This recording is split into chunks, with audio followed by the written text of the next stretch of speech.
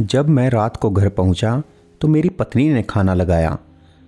मैंने उसका हाथ अपने हाथों में लिया और कहा, मुझे तुमसे कुछ ज़रूरी बात करनी है। वो शांत बैठकर खाना खा रही थी। उसकी आंखों में कुछ दर्द था जो साफ नजर आ रहा था। मुझे नहीं पता कि अचानक कैसे कहूँ, लेकिन मुझे उसे बताना ही था। मैंने बड़ी शांति से कहा, मुझे तुमसे तलाक चाहिए। ऐसा लगा जैसे उसे मेरे शब्दों से कुछ फर्क नहीं पड़ा, बल्कि उसने मुझसे पूछा, क्यों तलाक चाहिए। मैंने उसके सवाल को अनसुना कर दिया तो उसे गुस्सा आ गया। उसने पानी का गिलास उठाकर फेंक दिया और जोर से चिल्लाई, तुम इंसान नहीं हो। उस रात हमने एक दूसरे से बात नहीं की। वो रो रही थी। मुझे पता था कि मेरी पत्नी जानना चाहती है कि आखिर ऐसा क्या हुआ जो हमारा रिश्ता टूटने की कगार पर आ गया।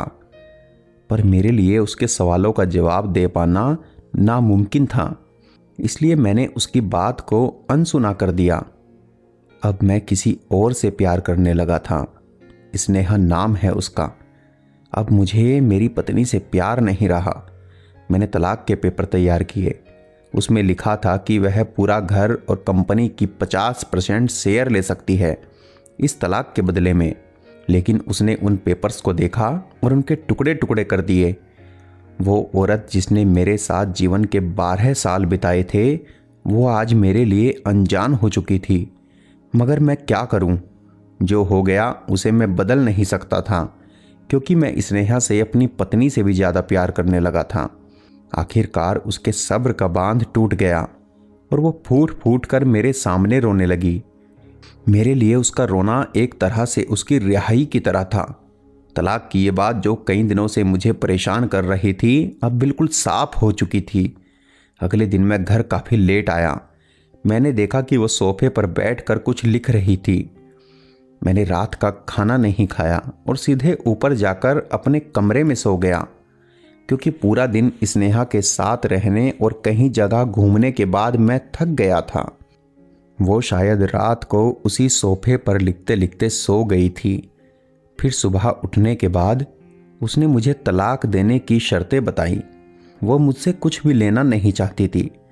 उसे सिर्फ तलाक से पहले 1 महीने का समय चाहिए था।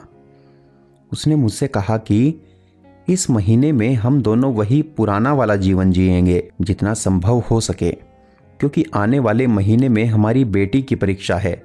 वह नहीं चाहती थी कि हमारे टूटे रिश्ते का प्रभाव हमारी बेटी की पढ़ाई पर पड़े। मुझे भी यह ठीक लगा, मगर वो कुछ और भी करना चाहती थी। वह चाहती थी कि जैसे शादी के दिन में उसे उठाकर अपने कमरे तक ले गया था, उसी तरह हर रोज 1 महीने तक मैं उसे अपने कमरे से उठाकर मुख्य द्वार तक ले जाऊं। मुझे लगा यह पागलपन है, मगर इन आखिरी दिनों को थोड़ा अच्छा बनाने के लिए मैंने उसकी यह शर्त स्वीकार कर ली। मैंने स्नेहा को अपनी पत्नी की शर्तें बताई। वो हंसने लगी। उसे लगा मेरी पत्नी कितने भी तरीके अपना ले, तलाक तो होकर ही रहेगा। मेरी पत्नी और मैं इस दौरान किसी से भी नहीं मिले थे, लेकिन उस दिन जब मैं उसे पहली बार अपने कमरे से उठाकर गेट तक लेकर गया तो हम दोनों काफ़ी अजीब महसूस कर रहे थे। पीछे से हमारी बेटी भी बहुत ही ज़्यादा खुश हो रही थी। अगले दिन यह काम थोड़ा और आसान हो गया। वह मेरे सीने से लगी थी और मैं उसकी खुशबू महसूस कर रहा था। ऐसा लगा जैसे मुझे कई दिनों बाद यह खुशबू मिल रही थी, या फिर कई दिनों से मैंने उसके होने को महसूस ही नहीं किया था। तीसरे दिन जब मैंने उसे उठाया, वो पुरानी यादें लौटने लगी थी। चौथे और 5वें दिन वो पुराना प्यार फिर से जगने लगा था। मैंने स्नेहा को इस बारे में कुछ नहीं बताया था। अब उसे उठाना और आसान हो गया था।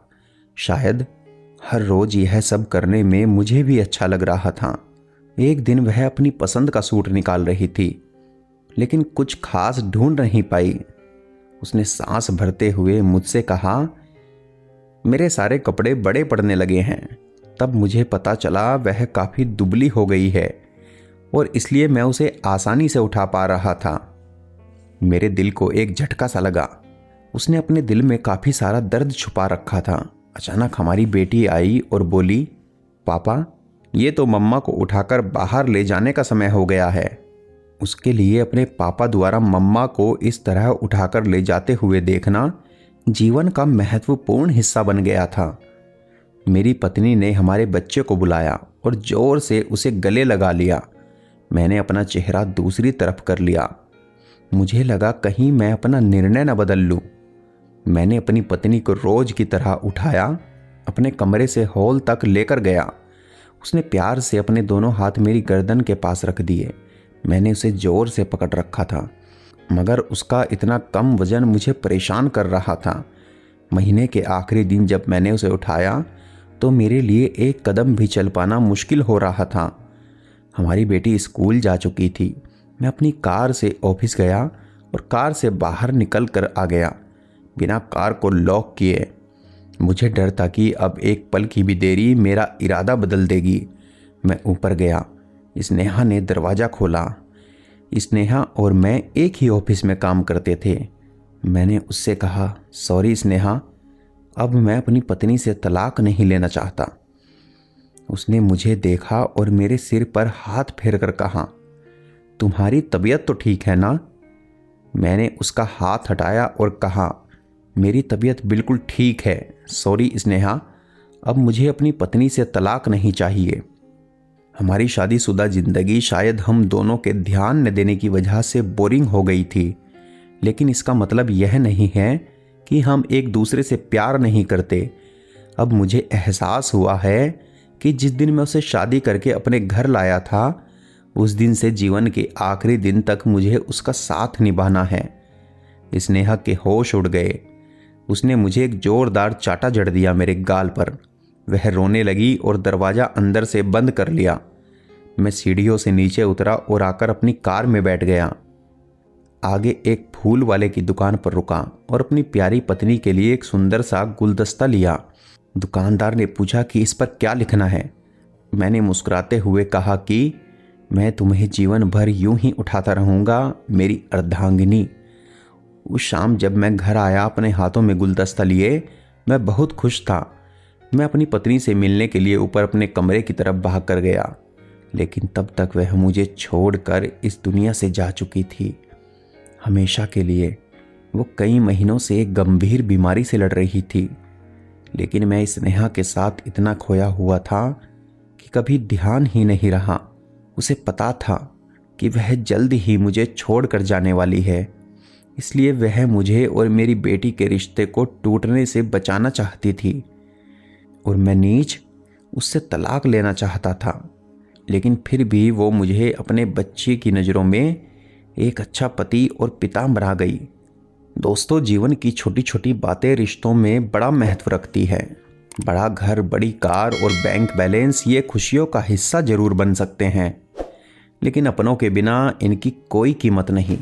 दोस्तों, आपके इस बारे में क्या विचार हैं, हमें कमेंट बॉक्स में ज़रूर बताएं। कहानी पूरी सुनने के लिए धन्यवाद।